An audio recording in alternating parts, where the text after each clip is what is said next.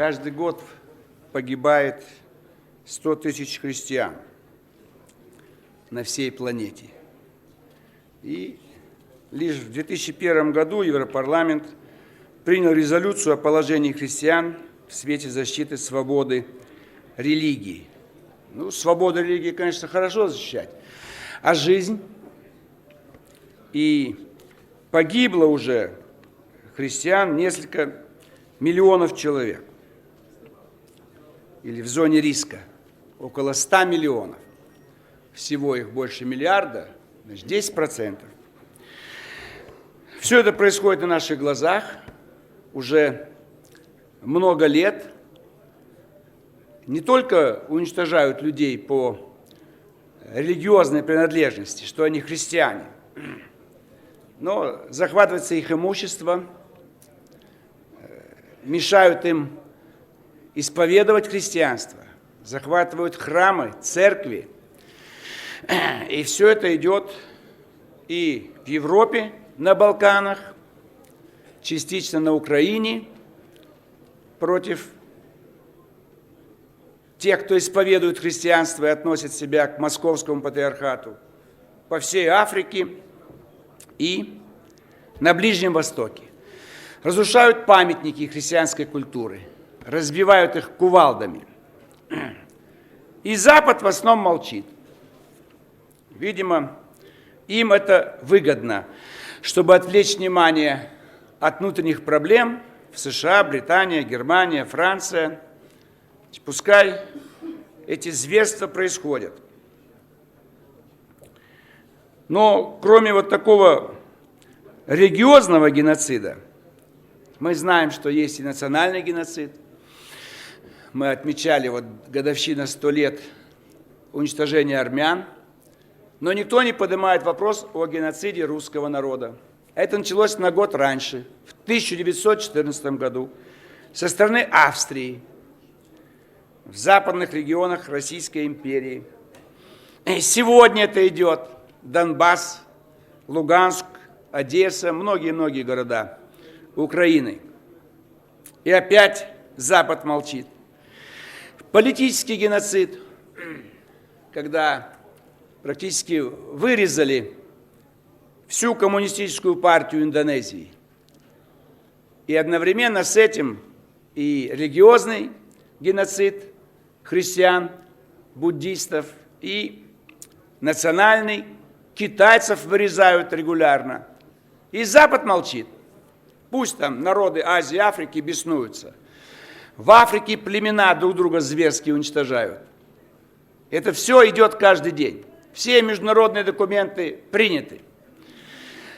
Запад отвернулся даже от белых фермеров, которых сегодня уничтожают именно потому, что они белые фермеры. В ЮАР это, или Мозамбик, или Намибия.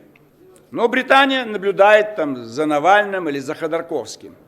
А за своими выходцами из Британии, подвергающимися уничтожению на юге Африки, это их почему-то не волнует. Поэтому мы должны этому внимание уделить, возвысить свой голос протеста против не просто притеснений, а уничтожения христиан. Многие на Западе критиковали режим Саддама Хусейна в Ираке. Я очень часто бывал там и хорошо знаю ситуацию при Саддаме Хусейне. Тогда было 1,5 миллиона христиан. Сейчас при демократах 200 тысяч. Где? 1 300 000 христиан. Спокойно жили курды, шииты, евреи. Где сейчас все это? Все в состоянии войны. Вот такая вот ложь, которая нанизывается на все виды геноцида по религиозному принципу, национальному, политическому. Ведь геноцид на Украине, удар по коммунистам Украины, это в основном русские. В этой связи нам нужно беречь наших коммунистов. Мы не должны слишком резко выступать против них. Мы видим замечательные люди, и Коломейцев, и Харитонов, и Тамара Васильевна, Плетнева, много-много. То есть это вот переплетается. Но в основе любого геноцида, по любому признаку, это все-таки деньги, собственность, отобрать имущество. Как у своих отбирать? Араб и араб. А вот давай мы сунниты отберем у шиитов. Давай мы мусульмане в том же Ираке отберем у христиан. Среди курдов есть мусульмане, а есть христиане, езиды. Давайте все у езидов отберем. Вроде остальные курды не обижаются. Мы не против курдов, мы против езидов. То есть везде идет борьба с христианами. В этом виноват, конечно, Запад. Частично, конечно, и советская власть, которая нанесла страшный удар по церкви русской, по священникам. Как бы показали, что можно убивать священнослужителей. И сейчас их убивают. И в Египте, и в Ливане практически всех христиан уничтожили. В Сирии их добивают. Копты там их называются в Египте, и у них могут быть разные названия. Но смысл один. Наносится удар по христианам. Индия, миллионы погибли. И Запад молчит. Пускай гибнут. Только в период раздела Индии на Индию и Пакистан 5 миллионов было уничтожено, чтобы разделиться. И все последующие годы, уже 70 лет, постоянно уничтожение идет, геноцид, именно по религиозному и национальному признаку. Но Индия считается демократической страной. А если в Китае немножко прижмут уйгур, это уже шум поднимает вся Европа. Потому что здесь уже уйгуры нацменьшинство, религиозное меньшинство, но по ним бьет Компартия Китая. Видите, как все переплетается. В Индии, пожалуйста, уничтожайте миллионы. Но если одного уйгура арестуют где-нибудь там в Урумчи, сразу поднимут шум. Или где-то там буддистов Далай-ламу побеспокоит. Опять, потому что это Китай. Потому что Китай – угроза для США. Это все мы видим. И постоянно идет уничтожение человечества. Каждый раз используется или религиозное оружие, национальное, социальное. Но смысл один – захватить чье-то имущество. То есть статья в Уголовном кодексе – убийство из корыстных побуждений. Но одного человека сажают в тюрьму, и, возможно, смертная казнь. А когда делают правительства какие-то, страны, цивилизации, никакой ответственности не несут. Как бы толкают людей. Поднимайте восстание и убивайте других по какому-то признаку. Вам ничего не будут. Может быть, даже еще и власть захватите. И они на Западе вас признают. Как это было сделано в Конго. Мабуту управлял Заиром, а потом разгромленные племена Тутси, Мутси и прочие, он хотел их удалить, чтобы не осложнять обстановку. Они обнялись с соседними странами и свергают его режим. Поэтому все переплелось опять там. И национальный момент, и политический, и социальный. Все вместе. И Запад признает. Миллионы лежат погибшие, так сказать. Людоеды к власти приходят, но лишь бы занимали прозападную, так сказать, ориентацию. И пускай едят друг друга. Большого значения, так сказать, не имеет. Это все на наших глазах происходит. Сегодня происходит. И мир молчит. В России тоже наши правозащитники молчат. Ни разу не встали на защиту христианских храмов, христиан, христианских святынь. У нас не хотите, но за рубежом кого-нибудь защитите. Не хотят. Ничего не делают. Конечно, здесь и в царской России были злоупотребления, когда староверов вытесняли, и они по всему миру разъехались. Нельзя людей ограничивать и наказывать. Как они хотят молиться, так пускай и молятся. Все их какие-то обряды совершают. Нет, власть, ради власти, разделить, найти врага.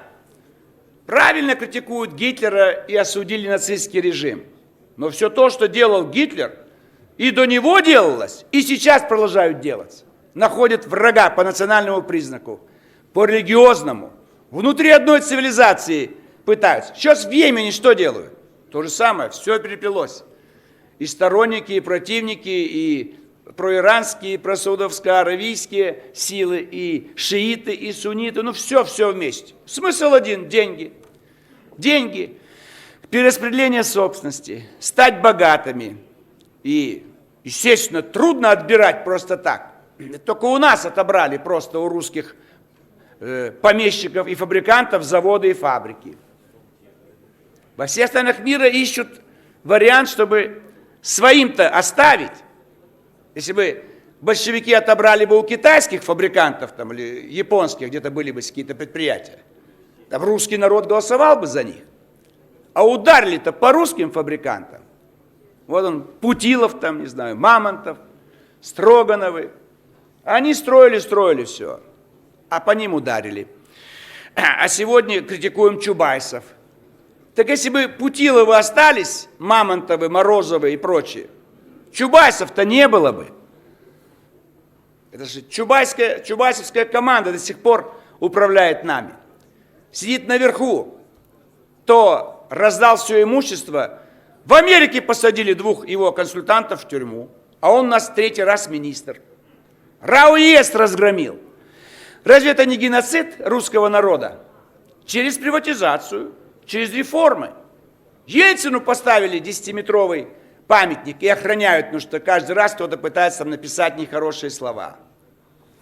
Как и Собчаку поставили памятник, и там ему пишут слова, как его оценивают. Но это же не борьба политических группировок, это борьба за собственность. Это под видом реформ проводилось. Под видом приватизации захватить лучшие заводы. Стоили все наша промышленность, наверное, десятки триллионов долларов. Продали все за 7 миллиардов. Это же чудовищно. И Чубайс ходит, улыбается. А он тоже участник. Если в Индии 5 миллионов погибло при разделении Индии на Индию и Пакистан, то у нас при проведении реформ погибло столько же, сколько во время Великой Отечественной войны. Только беженцев было 9 миллионов. А все остальные, кто без лекарств умирают. Недавно опять выбросился очередной онкобольной пенсионер. Сегодня так много информации, что они уже как эпидемия у них. Чего в кровати умирать? Выбросился и все, потому что помощь не оказывается. Это последствия чубайсовских реформ. Там хоть арестовывают иногда.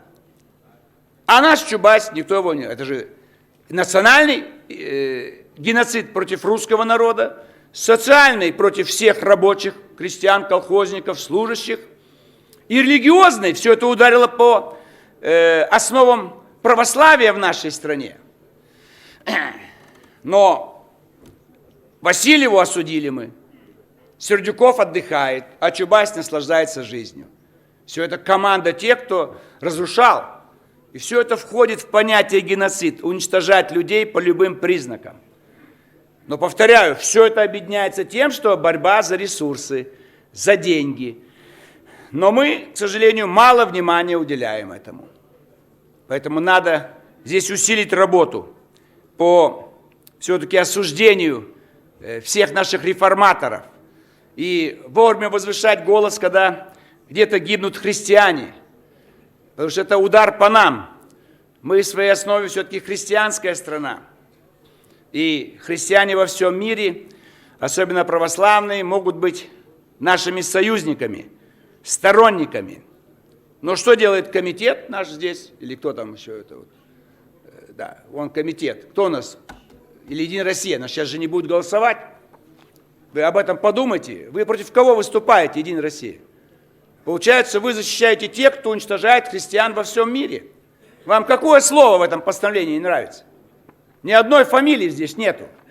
Или ни одной нету той ситуации, которая, может быть, где-то может вызвать солидарность. И говорит, нет, не будем принимать. Пусть уничтожают христиан. Чубайс разгромил все. А теперь вы здесь сидите и даже не хотите принять постановление, заявление Государственной Думы, в котором мы это осуждаем, эти факты. Это все известно. Мы ничего не выдумываем. Мы не подсматриваем. 100 миллионов христиан погибло вот за эти все годы. И вам наплевать на это. И каждый год 100 тысяч погибает. Это же бедствие. Бедствие. И в борьбе с этим бедствием Государственная Дума России не хочет даже принять это вот нейтральное, слабенькое заявление. ЛДПР никогда не поддерживала отмену графы «национальность» в паспорте, замену паспортов. Сейчас чиновники обнаглели, они трудовые книжки хотят отменить. Убирают книжки по банкам сберегательные, чтобы вы не могли видеть движение счетов ваших, денег, куда идут. Заменить паспорт. Электронная карточка, там нельзя символов государства обозначить. Там фамилия и цифры. Все. То есть западные центры идеологические хотят обезличить все. Чтобы не было национальности, вероисповедания, социальной принадлежности. Ничего нет. Карточка. И за все рассчитывайся. И в парикмахерской, и в тюрьме, и в, я не знаю, там каком-нибудь там изоляторе. Вот Васильева нужно дать карточка, все. Есть только осужденная Васильева, все. А их миллионы с такой фамилией. Мы согласны с вами, мы никогда не поддерживали, чтобы символика была. И паспорт пускай будет. Великолепные стихи Маяковского, за что я люблю вот коммунистов. Серпастый, молоткастый, советский паспорт. И все погранзоны стояли, пограничники, они брали, так сказать, с трепетом в руки советский паспорт. А сейчас что берут? Сейчас какой паспорт, так сказать? Чипы какие-то и все остальное. Поэтому мы согласны, чтобы люди могли сами распоряжаться. Конечно, есть экономическая составляющая. Карточки легче раздать, электронные, и с ними рассчитываться. Но можно обеспечить свободу расчетов по всей стране. И борьба с коррупцией, это лучше всего, конечно, через безналичный расчет. Коррупция там, где наличные. Через карточку вы взятку не дадите. За наркотики не рассчитаетесь. За услуги проститутки не рассчитаетесь. Поэтому карточка, она нужна. Но пусть остается и паспорт, и графа «национальность», и все остальные атрибуты и возможности для граждан. Зачем их ущемлять? Зачем всю планету превращать в стадо, которым будет руководить Брюссель, а из Вашингтона пастух с кнутом? Нам этого не нужно. Мы против этого, поэтому мы поддержим любые восстановления. Мы же выступаем за традиционную семью. Пускай будет традиция и во всех наших атрибутах власти, документах и прочее, прочее. Когда баллонская система нам не нужна, нам нужны наши специалисты, великолепные специалисты из советских вузов. А сейчас что такое? Идиоты выходят, ничего не соображают, все за взятки. Уже был вуз, который в Узбекистане открыл филиал, через 5 лет выдает диплом. Вообще ничего нет, ни занятий, ничего. Вот запишись в вуз, заплати за каждый год обучения, через 5 лет приедем, дадим тебе дипломы. Это что, образование, что ли? Они и дипломы скоро отменят. Что все будет в этой карточке электронной, что где-то проходило обучение, или наоборот, не проходило обучение. Поэтому мы согласны с вами, что нельзя. Спасибо.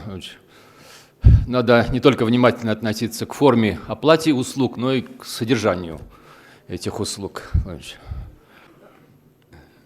В заявлении нету различий. Мы как раз говорим в каждом пункте заявления, что не должно быть различий никаких по религиозной принадлежности, по национальной, по любой. Поэтому геноцид, он проявляется в самых разных формах. Но почему вам хочется забыть про христиан? Ибо удар наносится сегодня по христианам. Назовите мне, где бы разрушили мечеть, где бы разрушили мусульманские святыни. Кувалдой бьют по тому, что 5000 лет назад создавала христианская культура. И в каждой мусульманской стране идет уничтожение именно христиан. Шииты, шииты, сунниты неплохо себя чувствуют в Ираке.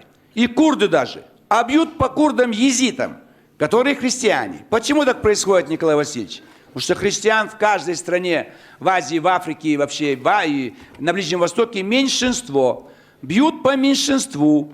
Большинство опасно бить, и большинство обычно у власти. Редко национальное меньшинство бывает у власти. Поэтому мы здесь в нашем заявлении не говорим, мы в данном случае просто взяли тему, связанную с тем, что есть ничего в защиту христиан не делается.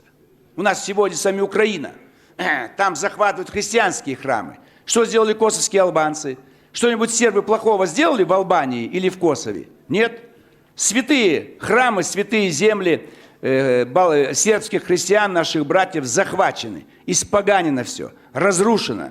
Неужели вы не видели за последние 10-15 лет, что бьют в основном по именно христианам? И поэтому здесь такое вот заявление, почему мы не можем сами сделать. Европарламент же то же самое сделал. Чего вы Европарламенту в 2001 году не сказали? Чего вы там занимаетесь? Прямо в 2011 году, всего 4 года назад, резолюцию о положении христиан по проблемам защиты свободы религии. Нигде не притесняют мусульман, иудеев, буддистов, там, индуистов. Везде все есть. Вы слышали, что где-то напали на японскую церковь? Ну, в основном-то бьют по христианам. Неужели это все не видно? Неужели нужно еще доказывать? Нам нужно, что вот статистика, и тогда мы будем какие-то меры принимать. Идет последние 20 лет удар именно по христианам. И делается специально, потому что это легче. Гитлер почему по евреям и цыганам ударил? Меньшинство. Чего он по баварцам не ударил? Или по прусакам не ударил? Их много там в Германии. А евреев мало, вот и ударил по ним, так сказать. Так и христиане сегодня. Их везде меньшинство, вот по ним и бьют. Русских меньшинство в Приднестровье, там, допустим, в некоторых областях Украины, и там их выдавливают. То тоже не будем замечать с вами. Не надо прикрываться словами Донбасс, Луганск. Бьют по русским. Посмотрите на последний абзац, 4-я страница. Государственная Дума обращает внимание мирового сообщества на несправедливость, лишение жизни людей, уничтожение целых народов и заявляет о том, что любые попытки пропаганды религиозного, мировоззренческого или национального превосходства одних наций и народов над другими должны быть осуждены. Мы же не говорим в самом заявлении только о христианах, но мы должны это тоже учитывать. В чем ошибка коммунистов? Вы закрылись интернационалом, вы закрылись понятием «советский народ». А что дальше? Вот сейчас нету понятия «советский народ». И что осталось? Русские сидят на обломках русского государства. Все остальные получили более увеличенные территории для своих национальных государств. Зато вы 70 лет говорили, правильно говорили, советский народ. Но это временно, это не выдержало испытания временем. Так и сегодня. Мы в заявлении говорим в целом о необходимости, чтобы осудить любые формы притеснений. Но больше всего удар наносится. И хватит прикрываться, многоконфессиональная страна, многонациональная страна. А что на Украине не говорят, что там тоже многонациональная страна? Почему в Казахстане не говорят многонациональная страна? Почему везде русских уменьшается? Почему вас не трогает эта проблема? Внутри России русских вытесняют из национальных республик. Вы что, хотите остаться в рамках Московской республики? Московия, это же мечта с Бжезинского. 30 миллионов русских. Вот у нас город Москва и область уже 20 миллионов. Ну, рядом там пол Рязани, пол Владимира нам разрешат оставить за собой. А все прикрываетесь 20 век. Мы как бы кого не обидеть. Так русских начали обижать в 2014 году. А вы революцию устраиваете. Под чужими знаменами и с чужими, так сказать, паспортами приехали боевики. Как то же самое, что на Украине. Такие же к нам приехали. Майдан устроили у нас первый раз. В Петербурге ночью 25 октября. Это же эта проблема. А прикрывались хорошим все. Давайте фабрики рабочим, так сказать, землю крестьянам и мир народам. И 100 лет в крови все, и земля в руках олигархов, фабрики в руках олигархов. И снова будем говорить, что нельзя критиковать Чубайса и остальных олигархов. Не надо говорить про какие-то отдельных христиан, отдельно русских. Мы все кого-то можем обидеть. Да никого мы, Тамара Васильевна, не обидели. Все довольны, все счастливы народы, кроме русского.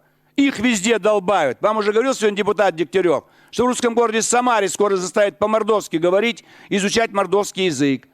Потому что глава региона приехал из Мордовии. Хороший язык, хорошая культура, но почему навязывать-то? Почему в Татарии заставляют русских с детского сада учить татарский? То же самое в Башкирии. Вы что, не понимаете, к чему это?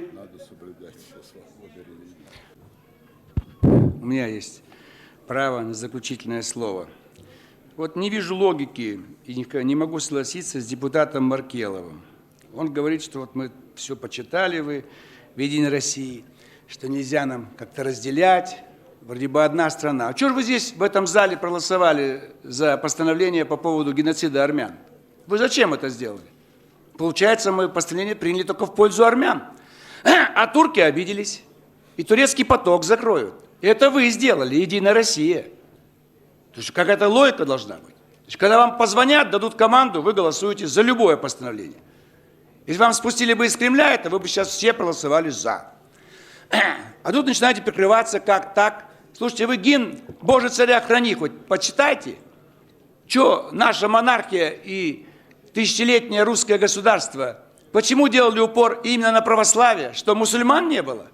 Буддистов не было, калмыки, буряты и так далее. Все же было. Но именно как Русь православная это всех и скрепляло. Не было там понятия русский татарин, а были только православные и другие вероисповедания. Но впереди стояло православные.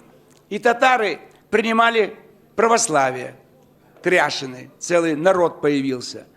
Если бы не было революции, сегодня уже бы практически вся страна могла быть православной. А вы начинаете говорить, что вот у нас очень много, давайте не будем. Мы разве говорим про нашу страну в этом постановлении? В этом постановлении вообще про нашу страну ничего не сказано. Вы даже не читали ничего. Вам спустили какую-то... Мы здесь про Ирак говорим, про Сирию. Причем здесь мы с вами-то? Мы с вами осуждаем зверство против православных. Посмотрите, интернет откройте. Дети курдов, езитов головы им отрезают, и они валяются там в пустыне, детские головки. Это вас не смущает? Вы что думаете, американцы не разыграют курдскую карту? Обязательно разыграют. Создадут курдское государство, и нас там будут презирать, потому что мы ни разу не выступили в защиту курдов, не выступили в защиту христиан в Ливане. Почему советская власть поддерживала Саддама Хусейна? Потому что там не было гонений ни против кого.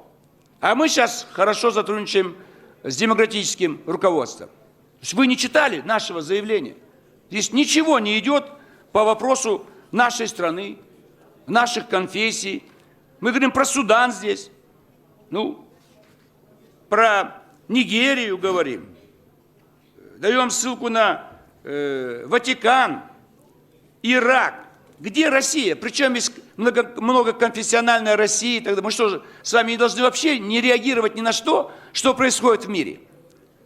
Да по вашей логике мы зачем осуждаем такие, как Ходорковский? Богатые, что же мы рознь сеем? У нас много тоже богатых, они обидятся, что мы критикуем Ходорковского. И зачем мы нападаем на Сердюкова? Некоторые генералы обидятся. По вашей логике мы должны замолчать и вообще закрыться и уйти из парламента. Это полностью абсурд какой-то.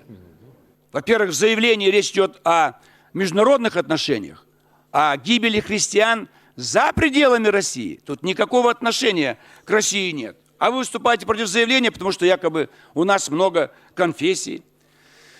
У нас нет гонений внутри сегодня. А на Украине что происходит? Вас это не интересует. А в Сербии тоже не интересует. Поэтому это нелогично.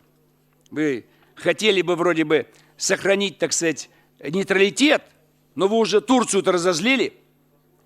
Турки требуют принять Грузию в НАТО. Это вы сделали здесь, в этом парламенте. Они были за нас. А когда вы приняли постановление по Армении, что же вы принимаете? По Армении вы принимаете, разрушаете отношения с Турцией. А когда касается просто христиан в мире, и причисляются факты злодеяний, так сказать, вам наплевать. То есть мы будем беречь детей в Донбассе, лечить в Москве, а когда отрезают головы детям христиан на Ближнем Востоке, как же так? Давайте не будем. Что же мы, так сказать, делаем? Вы изучите историю Российской империи, международных отношений, чтобы вы знали, что все страны делают заявления подобного рода. А вы начинаете говорить нам таким детским языком, мол, да как же. Причем если мы не про Россию говорим, вы даже заявление не прочитали, ни одной строчки. Там никакого отношения к России не имеет данное заявление. А вы начинаете нас говорить. Если мы выступили бы там в защиту какой-то православной общины в какой-то территории России, и то надо было бы выступить. Если бы